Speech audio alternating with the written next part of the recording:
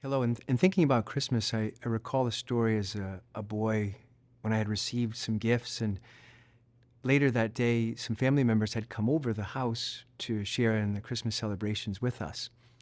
And I remember it being probably about 6 or 7. It's a little bit cloudy, but I was very possessive of my gifts, and I remember hiding in the closet with some of my gifts and being very upset that my other little cousins, wanted to play with my toys that day. And of course, when I was found hidden in the closet with my toys, I felt ashamed of what I had done. But that's not the point. My point is, in reflecting on that now, I realized that as a child, I had a child's understanding. But as I grew, I came to understand Christmas as really it's more about selfless love.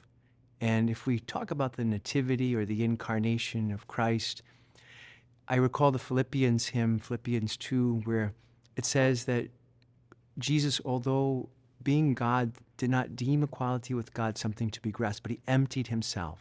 So we could say that Christmas, with many other things, it is really about self-emptying love, God emptying himself and taking on our human flesh.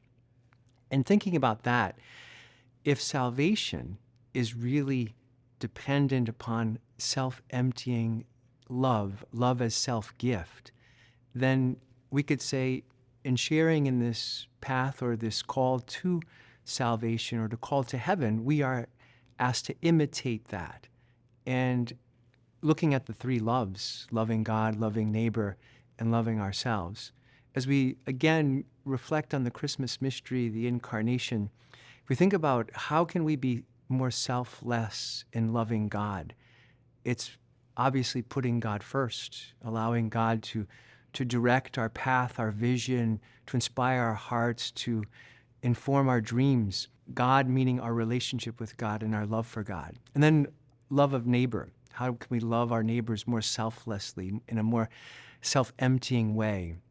I think one basic way we can do that is trying to be void of prejudice and judgment.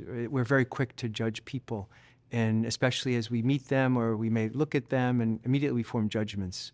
Well, perhaps a selfless way of loving our neighbor or self-emptying loving our neighbor is giving people a chance, giving people the opportunity for them to be known by us, for us to encounter them as they are, not as we think they are. And thirdly, loving ourselves in a selfless or a self-giving way.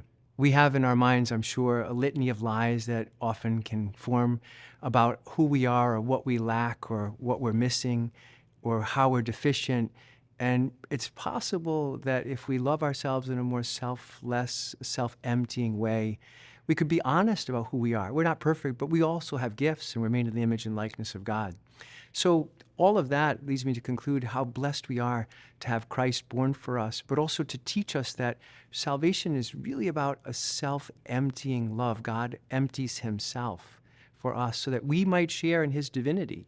And I think if we look at our relationship with God, relationship with neighbor, relationship with self, and trying to implement that love or imitate that love, we might find ourselves more fulfilled and just more vibrant in our relationships, and maybe hopefully have a more vibrant faith. But anyway, I think about St. John Paul II and what he said. It's really we find ourselves by giving ourselves away. And Jesus shows us that we're saved by him giving himself away, by becoming man to save us. So this Christmas, we have a beautiful thing to reflect upon. And I pray that the joy of the incarnation, the joy of Christmas, be yours.